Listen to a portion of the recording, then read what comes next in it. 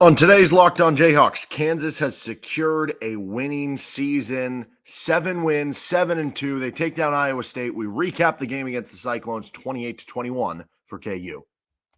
You are Locked On Jayhawks, your daily podcast on the Kansas Jayhawks, part of the Locked On Podcast Network, your team every day.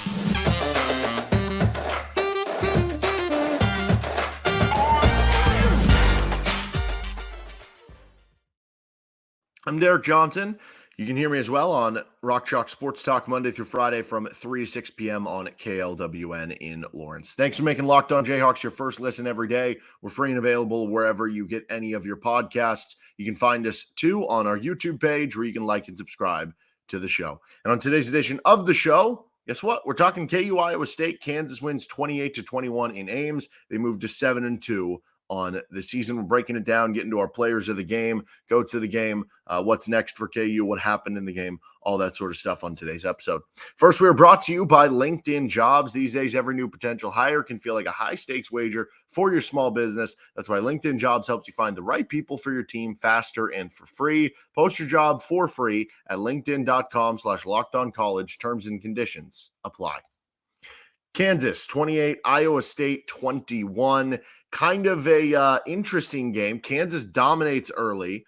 You go up, 14-0 toward the end of the half, and you have the attempt at the 50-yard field goal after you'd already missed a 41-yard field goal in which, you had a 4th and 3. Maybe you go for it. Maybe you kick the field goal. You end up trying to kick the field goal and doesn't go well. The 50-yarder at the end, I didn't totally love that. I don't mean to start, I guess, with a negative here, but I don't know. I'll circle back around to some of the game management stuff I thought. But it felt like you dominated early in the game, then kind of left the door open. They get the field goal at the end of half. It's 14-3. Then you go out at the start of the third quarter and have an excellent response, go up 21-3. And then you lose nearly all momentum. Iowa State makes it 21-18, and it's a you gotta have it moment. And Jason Bean finds Lawrence Arnold. Who else? Seems like that's the big connection this year, right? And Arnold goes for 80-yard touchdown. That eventually ices it out. I know there's more to it than that. Iowa State goes down, kicks the field goal, puts some pressure on you. You have to get a couple first downs from the offense, and credit to the offense for doing those things. Jared Casey, of course, making another key play. That's another one that if you're looking at key plays, Jared Casey and LJ Arnold right now, like those are the two guys that you kind of circle in those kind of key moments. And I do think that's actually interesting when you look at KU icing the game away offensively. So 28-21, you get the ball back with, 4.5 minutes to go. And I forget if they got 2 first downs or 3 to put it away. But you get the final first down on the play action play and the kind of lob throw to Jared Casey. And what's interesting to me about that last drive, putting the game away there. If you remember last year in Lawrence, Kansas had the football around the same mark. It was 4 or 5 minutes to go, leading by, except in that game, they were up by 3. And Kansas, I believe, 3 and outed. They might have got 1 first down and then punted in that situation. They could not finish the game. It was left to the defense, and eventually Iowa State missed a field goal. Well, in this game, offense iced the game away. And that was awesome to see kind of your 4-minute offense. You hear coaches talk about that, basically being able to run out the clock, and they did that very well in yesterday's game. But, yeah, I mean, you almost did let them back in the game. I thought that at the end of the first half, I thought that should have been either a punt or a go-for-it situation. I mean, you went for 4th and 10 from the same spot earlier. That was 4th and 9. I thought going for it would have made sense. I just didn't think you're going to field goal 50-yarder. It's a wet field. People are slipping everywhere. You're struggling kicking the football. I thought it would have made more sense to, because if you punt and pin them deep, they might just kneel it out and run it out to the end of the half, and maybe they don't get a field goal toward the end of that first half. If you go for it, then maybe you end up converting and getting a first down. But outside of that, I mean, it's hard to pick too many nits in this game for KU. Really, really impressive win. On one hand, it's impressive because if I frame it this way, you won on the road against a team who was tied first in the Big 12. That in itself is in a night game where they were juiced up, they were doing a blackout, like that in its own makes it an impressive win. But to me, the reason why this is such a big win, it is less about the opponent, and not to put a knock on Iowa State. Like, that's not what I'm intending when I'm saying that, because it is a tough team who has kind of found their stride. And is playing in a tough home environment, and you're kind of playing on a slip and slide with the way that field was kind of going for everybody. Like, players couldn't really cut. And honestly, I think that's something that benefited Iowa State, because you look at the field conditions where maybe the skill players were having a harder time cutting or planting.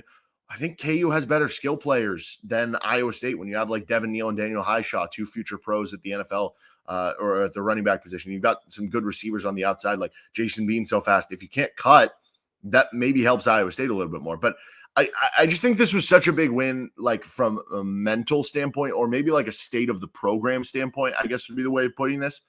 You know, teams, I wouldn't say all the time, but one of the reasons people love college football is because college football is the king to chaos. It is the king to the upset, because and this happens in other sports too. Like, you see the worst team beat the best team in a 3-game series in baseball, 2-1 sometimes. Or in the NFL, you'll see some team where it's like, you know, how did the Texans push the Chiefs to overtime last year? How did the Broncos beat the Chiefs last week, right? Like, it does happen in the NFL, but I think we pay a little less mind to it because like in the NFL or the MLB, it's like, okay, well, it's still such a long season, and like, you can lose 4 or 5 games in the NFL and still host a playoff game in the first round. You can still lose 6 or 7 games in the NFL and make it into the postseason. In college football, you lose once or twice. Sorry, your season's over. So, like, it's a different level of pressure and stuff. But anyway, point being, in college football, we see teams pull upsets all the time. And like, think about your Purdue's of the world. I know Purdue lost yesterday to Michigan, but like, the teams that will randomly, it seems like once every other year or something like that, pull an upset over a top 5 team when they're kind of like a middling, like, you know, they're 5-4, and they end up being like a 6-6 bowl team or something like that. And there's some of those teams that just specialize in getting those wins. And so, you know, that's a cool place to be if you're making bowl games and every once in a while you're getting one of those huge wins, reason for the fan base to get really excited, right? Like that from 5-10 years ago, from where this kids football program was, if you said that's what they were going to be, they were going to win 6-7 games, you know, 2 out of every 3 years, and they were going to pull top 5 upsets once every 2 or 3 years, like you would have taken that, right? But now that we're here, it's almost like this ascension as a program where it's like, okay, you just beat Oklahoma, you're 6-2. What are you going to be? Which of those paths are you going to go down? Are you going to go down the path of like, you're a solid team who's going to win 6 or 7 games every year and you'll pull the top 10 upset here or there? Or are you going to go down the path of, no, we beat Oklahoma because we're a really good program and we're going to back it up with more wins after that? Well, you go off a emotional high of a win over Oklahoma. You now have to go on the road against a team with a top 10 defense in the country coming in on ESPN SP Plus, against a team who plays very well at home.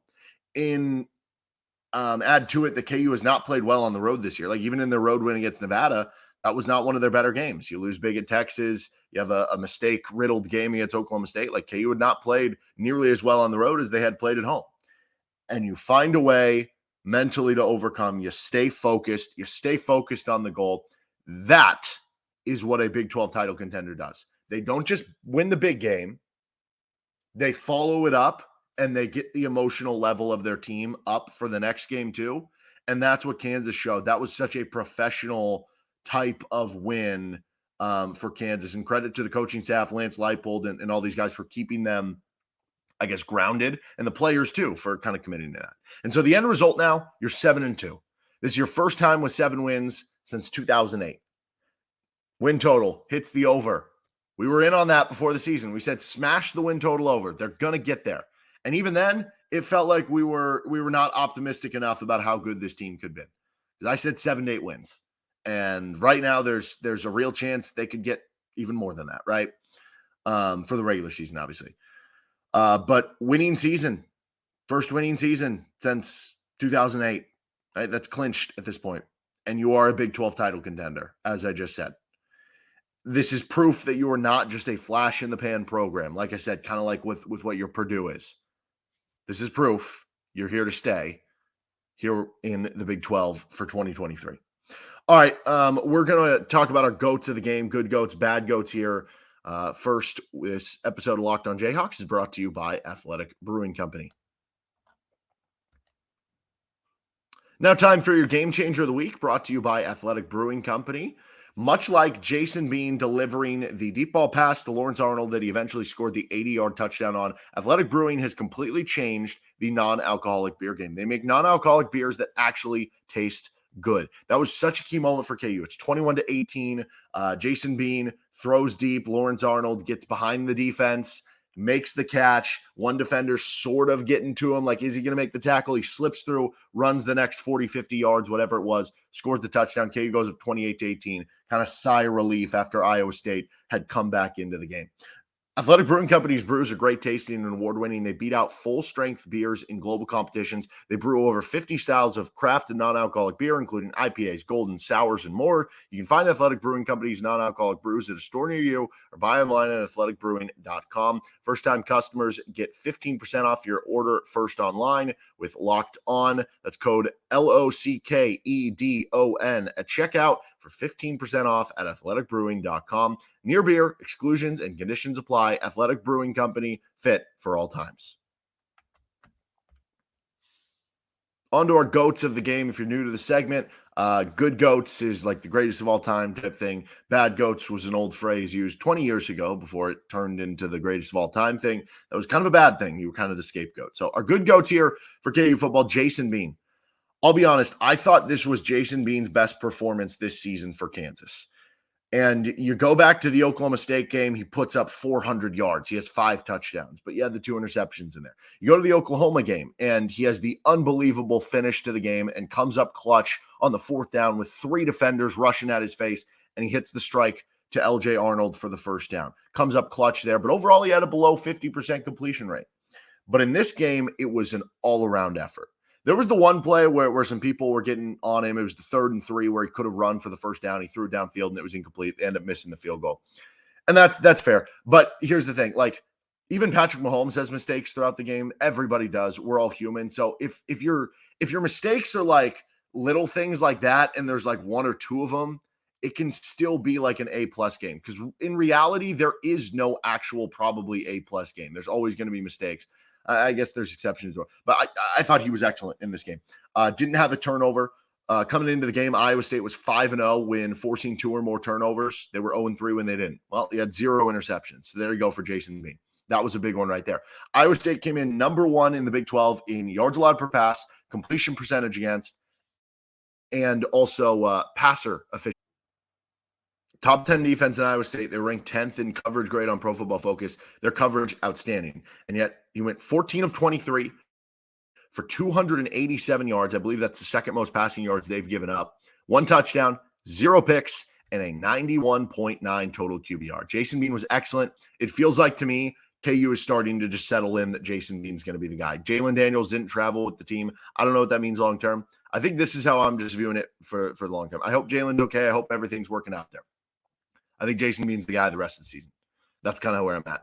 And, if Jalen comes back this week, if he's available this week, I think that makes sense. It's hard for me to be like, though, if Bean gets this start this week against Tech and they win again, they keep rolling. And on top of that, do you really want to – if Jalen were back for the K-State game, do you really want to throw him into the fire right away in that game, right? Like at this point, I don't know. Maybe it's just Jason Bean's season to finish, and maybe he's kind of earned that in addition to everything too. Again, not that you don't want Jalen Daniels back, because Jalen is an outstanding player, and you hope Jalen Daniels gets healthy and whatever's going on, that everything gets resolved and figured out. But Jason Bean was excellent in this game against Iowa State, and props to him for really picking up where he left off after that last drive against Oklahoma. Pass blocking gets a good go here for KU. 82 pass blocking grade on Pro Football Focus for KU. And you know why? Because they only gave up 2 pressures all game. Now, Iowa State, not a great pass rushing team. A lot of times they're only going to bring 3 guys. They're going to put more back in coverage and try to make you make a mistake. But give credit to KU, because if they are getting there with 3 or 4 guys, it can completely wreck an offensive game plan, and they made sure it didn't. So you only give up 2 pressures. Dominic Pooney, 88 pass blocking grade. Armaj Reed-Adams, 84 pass blocking grade. Kobe Baines, 81 pass blocking grade. Michael Ford, 79 pass blocking grade. Daniel Highshaw, 72 pass blocking grade. And the other player who was above 70, all those guys, Devin Neal, 79 pass blocking grade. Shout out to Devin Neal, because on the throw to – oh, gosh, now I'm blanking in my head if it was the no, it was – okay. I don't think it was the one to Jared Casey then. It was the throw to Lawrence Arnold. The touchdown to Lawrence Arnold, watch it again. Iowa State's sends a blitz. Devin Neal fills the hole, picks up the linebacker, whoever is blitzing, stouts him off, and then the rest is history. Okay, LJ Arnold gets a good goat here. 3 catches for 112 yards and a touchdown, including the 80-yarder that put it away. That's kind of self-explanatory there. Quentin Skinner had 3 catches for 84 yards. Just every week, this dude is making like a SportsCenter top 10 catch that it's like, how did he catch that? The one where he's on the sideline, like getting kind of hit and he's fallen to the ground. Like, I don't know how he held on to that ball and was able to make that a catch. So Quentin Skinner gets a good goat here as well. Jared Casey gets a good goat. He had the catch to seal the game. That was his lone catch of the game. But man, I'm telling you, if you watch a series of like, I posted this on Twitter, like 10 good run plays for KU. Probably 7 or 8 of them, if you rewatch it, you'll see Jared Casey at the point of attack making a key block for Kansas. Now, the reason it's only 7 or 8, like, there are times Andy Kotelnicki is going to maybe think, okay, the defense maybe is watching for where's Jared Casey because that might be where the running play is, and they're going to counter off of that, right? And that's something smart for the offense coordinator. But a lot of times he is making the big block or seal to kind of set up the run. That was the case on one of Devin Neal's rushing touchdowns and on a couple other big runs for the game for KU, although a little more limited in the running game. Iowa State did a good job defensively there. Mello Dotson gets a good goat here. 3 tackles. He had another pick 6. Back-to-back weeks with a pick 6 for Mello Dotson. This KU defense has been ball hawking. They've been touchdown scoring. It's been a huge boost for the team. But how many points did Kansas win by? 7? Okay, Mello Dotson pick 6. You can say that's the difference in the end. But in total, Mello was – so we talked about this a couple weeks ago. Teams were basically saying, we're not going to throw Kobe Bryant. We're going to throw at Mello Dotson more because Kobe Bryant's really, really good, and we're afraid what's going to happen if we go there. So Mello Dotson was targeted 11 times against Oklahoma State and gave up a big game to the Cowboys. But credit to Mello Dotson because coming back the last 2 weeks, he has been outstanding, bouncing back off that Oklahoma State performance. 4 times he was targeted against Iowa State. He gave up just 1 catch for 9 yards with the pick 6. That's a 0 NFL passer rating against. And you go back to the week before, he was only targeted 2 times against Oklahoma. Obviously, he had a pick 6 there. Obviously, he had to deal with an injury at some point. I don't know. They didn't show the replay or what happened, so you hope he's okay. I did see him tweet after the game that like everything was good. So that's a good sign to see because you're going to need him down the stretch. He's really starting to hit his stride as this season goes on. Kobe Bryant gets a good go too. Again, kind of uneventful game for Kobe Bryant, but that in itself is a good goat action. He was only targeted once against Iowa State. So now you go back over the last 3 games for KU football.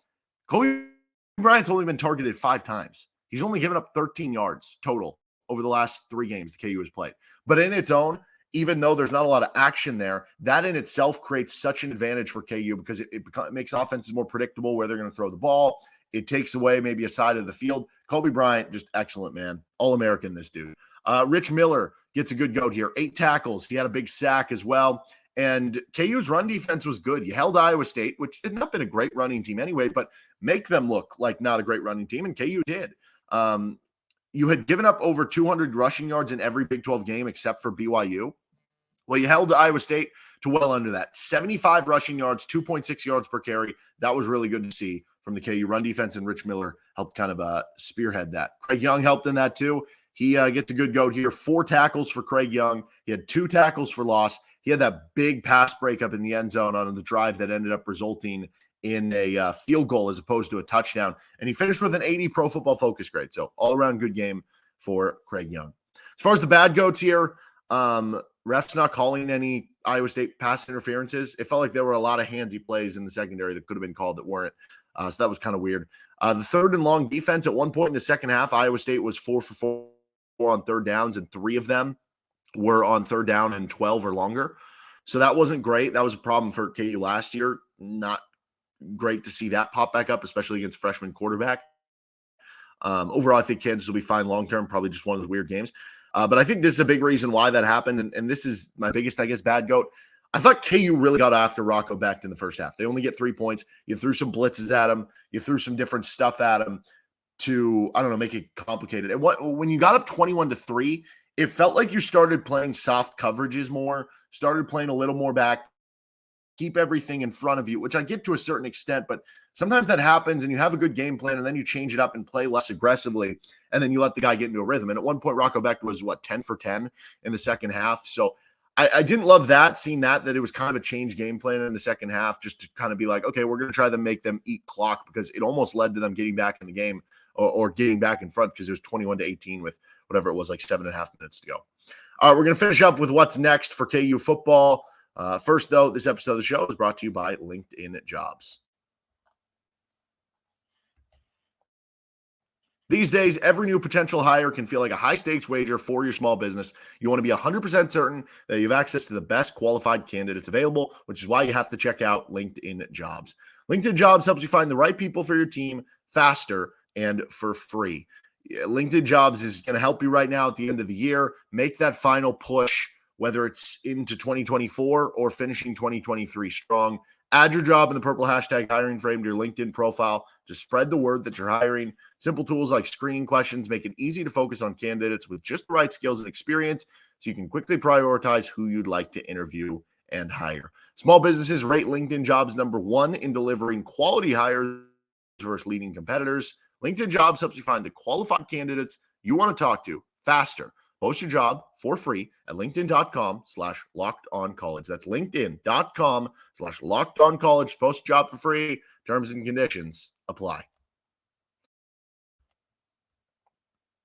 So what's next for KU? Well, it was announced late last night after the game.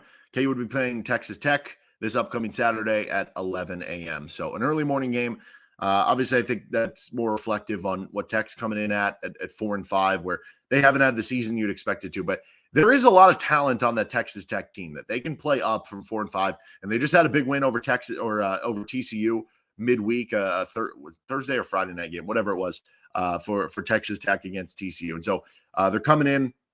Baron Morton returned, who was the backup. So Shuck got injured earlier this year, which he really played well against Kansas last year. But Baron Morton came in the backup. He was a former 4-star recruit, and then he got hurt, and they had a third string a couple weeks ago, and that didn't go well. But now they're back to Baron Morton, who is a talented guy. So this is not just like a cakewalk gimme game. I don't know how much KU is going to be favored by. I'd imagine probably by double digits, but I don't think it's going to be by 20 or anything. Probably 10-14, maybe. I don't know. Probably somewhere in there. Tech is decent enough that if you play a sloppy game, they can absolutely beat you. And that's kind of the case in the Big 12. But overall, this is more of a Tech team that's limping. And when you look at it, your most difficult games remaining, K-State's obviously the most difficult game remaining. Probably kind of a coin flip between what's second most difficult. Tech is better than Cincinnati. Having to play Cincinnati on the road on their senior day, maybe that equals things out a little bit here. But this is another opportunity to bolster your win total, especially going into K-State. And if you win this game against Texas Tech and can get to 8-2, maybe you'd be ranked in the top 15. Maybe game day comes for the KU K-State game. I don't know. Georgia, Tennessee's that weekend. There's a big Pac-12 game that weekend. We'll see where Big Noon goes that weekend. But it's at least a possibility. It's at least a possibility. It would have probably been more of a possibility if K-State would have beat Texas in overtime. But that's what's next. KU Texas Tech. We'll get more into that game coming up on a later episode. Tomorrow's episode of Locked On Jayhawks, we're going to preview the Kansas North Carolina Central basketball game. We'll get to a recap of that. We're going to have our third quarter report for KU football later in the week. We'll get to a KU Texas Tech preview as well. But that'll do it for this episode of Locked On Jayhawks. Thanks for joining us today on the show. You can find us anywhere you get any of your podcasts and on our YouTube page. Like and subscribe to the show. See you next time with LOJ. Have a great rest of your weekend.